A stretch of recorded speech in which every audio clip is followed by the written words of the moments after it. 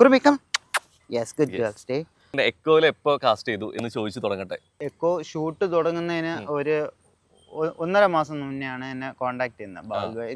Dinjith call ചെയ്യാൻ.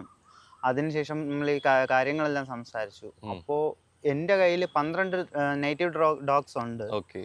പക്ഷെ അതെല്ലാം പല കളറാണ്. ഇവർക്ക് ഈ കഥയ്ക്കനുസരിച്ച് ഈ ഒറ്റ കളർ പാറ്റേൺ വേണം, സൈസ് ബോഡി സൈസ് വേണം, അങ്ങനത്തെ ഇതാണ് നോക്കുന്നത്. അപ്പൊ അങ്ങനെ വന്നപ്പോൾ എൻ്റെ ഇല്ല. അപ്പം ഞാൻ പറഞ്ഞു ഞാൻ നോക്കട്ടെ, റെസ്ക്യൂ സെന്റേഴ്സിലൊക്കെ പോയിട്ട് അവിടെ നമുക്ക് ഈ ട്രെയിൻ ചെയ്യാൻ പറ്റുന്ന ഈ കാരണം എന്ന് വെച്ച് കഴിഞ്ഞാൽ ഇവരെ പപ്പി കാണിക്കാൻ പറ്റില്ലല്ലോ, കാരണം 1.5 മാസം ടൈമേ ഉള്ളൂ. അപ്പൊ നമുക്ക് മാക്സിമം ഈ 1.5 മാസം ടൈമിനകത്ത് അന്നേരം കിട്ടുവാണെങ്കിൽ 1.5 മാസം, മനസ്സിലായില്ലേ? അപ്പോൾ നമ്മൾ പോയി അന്വേഷിച്ച് എടുക്കാൻ നോക്കി. അപ്പോൾ റെസ്ക്യൂ സെന്റേഴ്സിലൊന്നും നമുക്ക് എടുക്കാം, അതായത് എടുത്തു കഴിഞ്ഞാൽ ഉണ്ട്, കുറച്ച് ഉണ്ട്, പക്ഷെ കുഴപ്പമെന്ന് വെച്ചാൽ അതിനെ ട്രെയിൻ ചെയ്യാൻ പറ്റുന്നതല്ല. കാരണം അത് പല രീതിയിലും ആൾക്കാരുടെയോ വണ്ടിയുടെയോ ഒക്കെ അടിയിട്ടിട്ട് അതിൻ്റെ അകത്തെ ഫിയർ, ഭയങ്കര പേടിയും കാര്യങ്ങളൊക്കെ, ആൾക്കാരുടെ അടുത്ത് അത്ര വിശ്വാസമില്ല, അങ്ങനത്തെയൊക്കെ ഡോഗ. അപ്പം നമുക്ക് അതിനെ ട്രെയിൻ ചെയ്യാൻ പറ്റില്ല.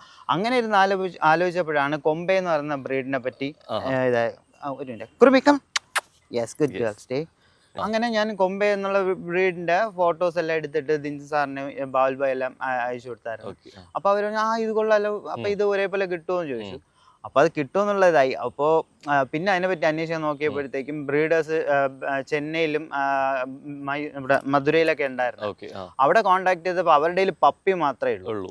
അഡൽട്ട് ഉള്ളത് എല്ലാം ഒരു 7 ഇയേഴ്സിന് മേളിലോട്ടുള്ളത് അവര് കെനൽ ഇതാക്കാൻ വേണ്ടിയിട്ട് ഉള്ള അത് വേണമെങ്കിൽ തരാം.